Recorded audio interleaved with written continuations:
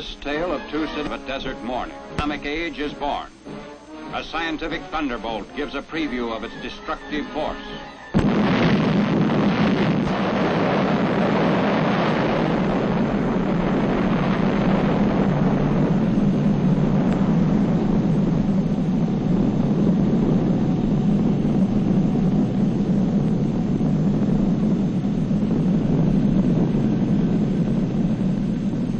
From the instant of that first blast until Hiroshima vanished from the list of living cities, closely guarded plants in New Mexico, Tennessee, and the state of Washington continued their work to shorten the war. Hiroshima, one of Japan's arsenal cities, was selected as the first to feel the weight of atomic power. 21 days after the New Mexico dress rehearsal, a lone B-29 was over Hiroshima, carrying an atomic bomb. At 8:15 in the morning of August 6, Japanese time, the first atomic bomb hit an enemy target. The bomb was aimed to explode above 0 point, a spot in the city at the junction of the Motoyisu and Ota rivers.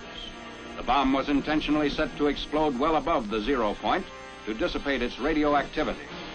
Here is the pictorial record of the result.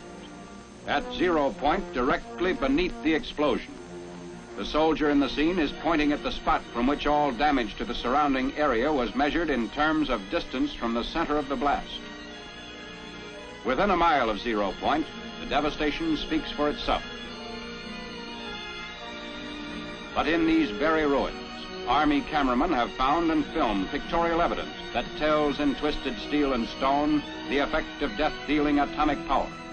For example, this was the site of the main Japanese military headquarters. There were approximately 20,000 Japanese military personnel stationed here. They are among the missing. A lone concrete smokestack indicates where a bustling factory once stood. Reinforced concrete buildings seem to have withstood the explosion fairly well, the damage varying with their distance from 0 point. Within an area of a mile to a mile and a half, this type of building was the only type to withstand complete demolition and destruction. Here's a building that was actually knocked sidewise, giving you an idea of the force of the blast. The direction of the blast is graphically told by the slant of this parapet, a concrete wall. Etched in the stone base of what was the Russo-Japanese War Memorial are telltale lines, atomic handwriting for all to read. Another signpost of the direction and force of the explosion is blasted in the polished granite base of this statue. The light surface indicates the angle of the blast, 2/10 of a mile from 0 point. Many of the shattered windows pointed like skeleton fingers the direction of the atomic wind of death. On one side, blown in. On the other, blown out, with atomic tornado force. Inside, the flash burns on the chairs give eloquent testimony on the heat of the blast a mile from 0 point, which singed the mohair upholstery like a blowtorch.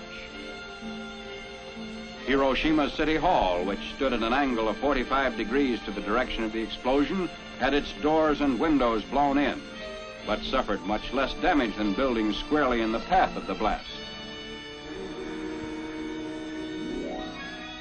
The windows and doors offer mute evidence of the way the blast swept into the structures.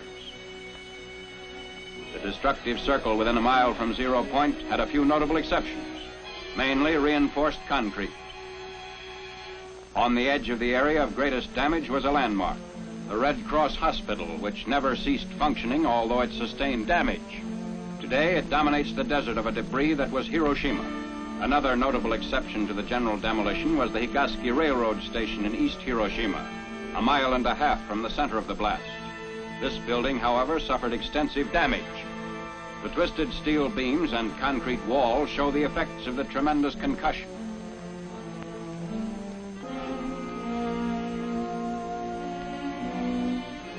What's left of the Commercial Museum, within 2/10 of a mile of 0 point, also gives indication of the tremendous push of the explosion.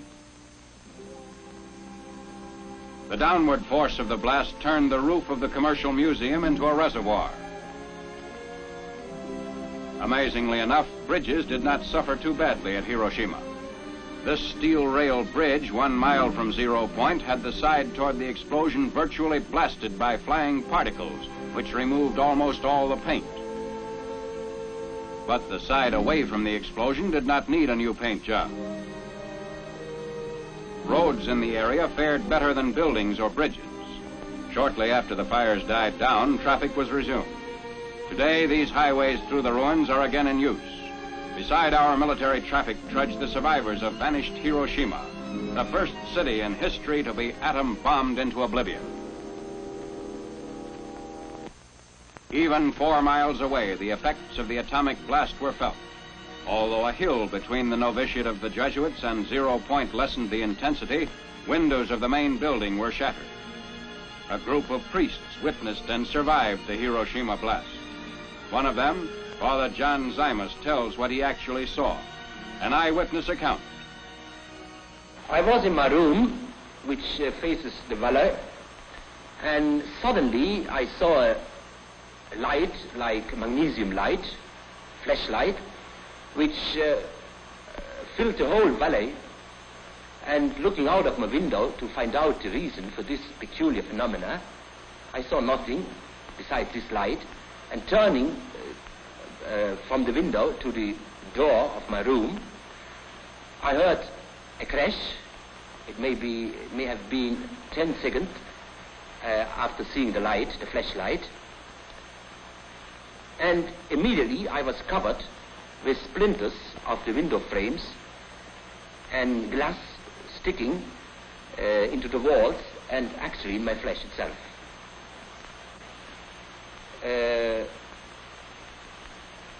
After a while, we saw a procession of people coming from the outskirts of the city up the valley. Many of them, most of them, were wounded,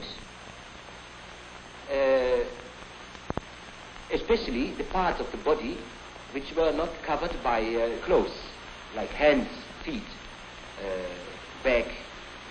All of us who lived to this experience at the spot estimate the numbers of dead at least as 100,000.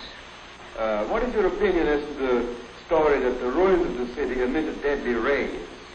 Well, I think that it's just a rumor, because I myself and others of us have worked in the city itself immediately after the explosion for several hours, and we felt no ill effect at all.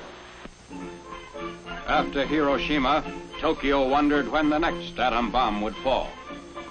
They did not wonder long, because the president delivered an ultimatum: surrender or face complete destruction. The Japanese ignored the ultimatum.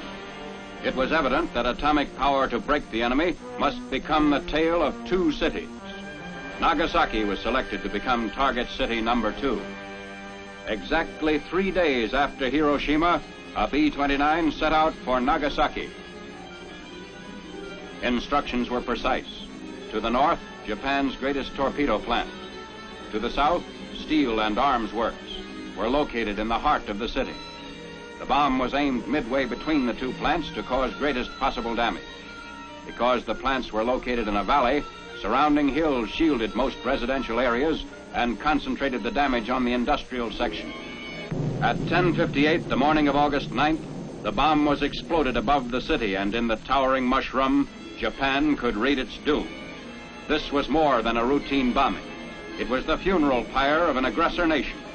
The bomb had been purposely exploded high, so that the greatest part of its radioactive material was dissipated in the stratosphere.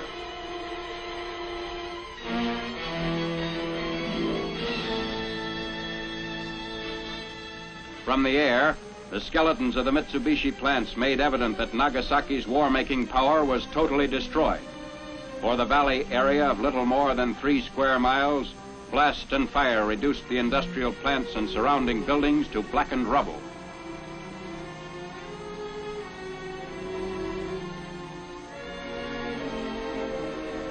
The Mitsubishi Steel and Arms Works extended almost a mile in length. Before the blast, these were modern buildings constructed like our own American factories. Closer examination of the ruins shows the same complete destruction that characterized the ruins of Hiroshima. Damage to equipment and machinery used in the manufacture of naval rifles, AA guns, and heavy artillery was such that even if Japan had determined to commit suicide by continuing resistance, she could not have salvaged much from the ruins. Smokestacks bent but did not break before the blast. And roads were unaffected, people using them without ill effect shortly after the explosion. The ruins revealed beyond doubt the existence of the shadow factories the Japanese had set up in the nearby residential areas of the industrial valley.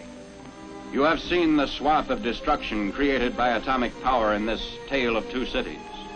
The world's greatest minds in science, statecraft, and military matters are wrestling with the problems created by the atom.